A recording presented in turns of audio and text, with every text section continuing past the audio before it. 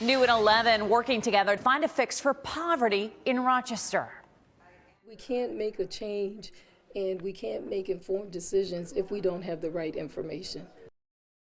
How would you tackle poverty in our city? That's the question the anti-poverty campaign is asking. News at NBC's Tom Kowalski joins us live from the Immanuel Baptist Church on Park Avenue, where a forum was held tonight. Tom, what are some of the proposals?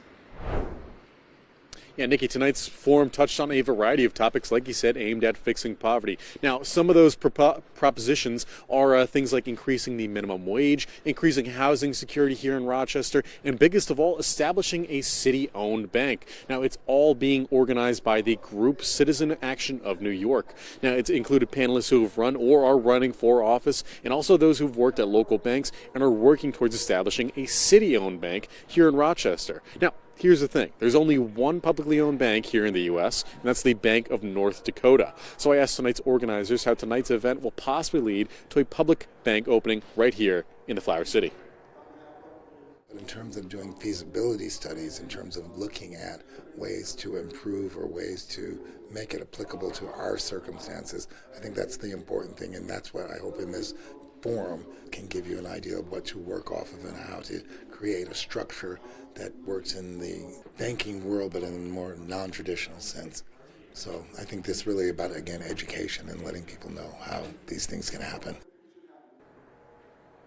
Now, I also spoke with one attendee who serves as a pastor for a local church and tells me some of these ideas at tonight's forum would help her congregates and her community tremendously.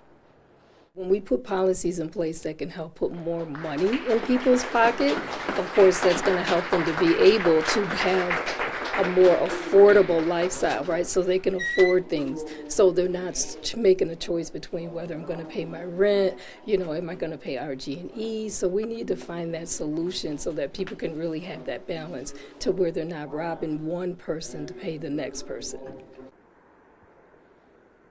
Now, there has been a push here in the State Assembly of New York in the past to create a public bank right here in the city of Rochester. However, that idea has faced some pushback from those who represent the larger banks, who argue that a public bank is simply too much of a responsibility for a single city like Rochester to run. From the Immanuel Baptist Church, Tom Kowalski, News 10 NBC.